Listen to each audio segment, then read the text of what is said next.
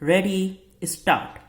Shri Ashok Khare, Senior Advocate, assisted by Shri J.P. Singh, Advocate, submitted that in the present case, learned single judge has transgressed and overstepped his jurisdiction at the point of time when he has proceeded to allow the writ petition, and to substantiate this fact, it has been sought to be contended that in spite of the fact that Parliamentary Act, namely Act number 2 of 2005, was not even under challenge as amended by Act number 18 of 2006. The same has been in effect altered. In view of this, the appeal in question deserves to be allowed, and especially in the peculiar backdrop of the case that Dr. Madan Kumar Bansal has no concern with the society and the institution para.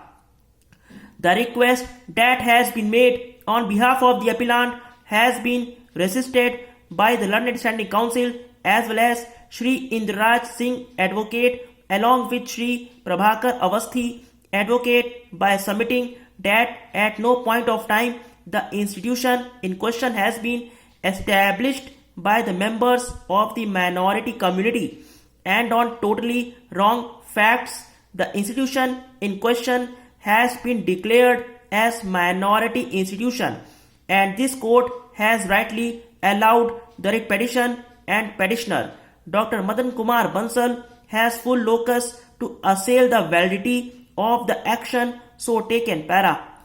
Before proceeding to consider the respective arguments that have been so advanced, the issue of locus is being taken up first.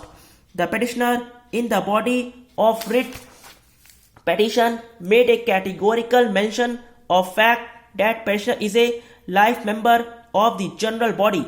In the counter affidavit that has been so filed, a mention has been made that membership of petitioner has been dispensed with and he has no concern.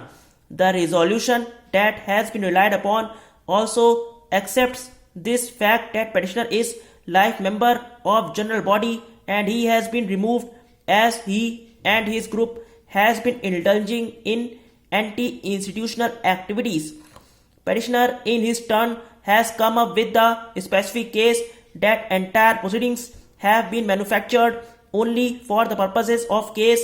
Once such are the allegations coming forward, coupled with the fact that the petitioner in the rejoinder affidavit that has been so filed has come up with the specific case that his grandfather made a contribution of rupees 11,000 in the year 1948. And the most surprising feature of the writ petition is that in the memorandum that has been so prepared, therein the name of the petitioner's grandfather has been mentioned.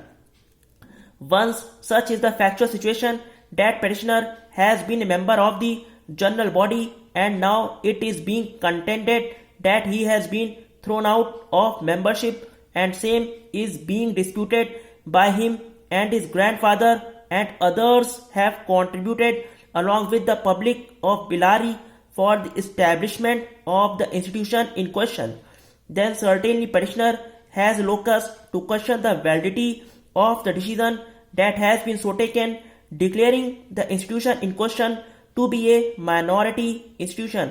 Stop. If you like dictation, then please subscribe my channel. Thank you.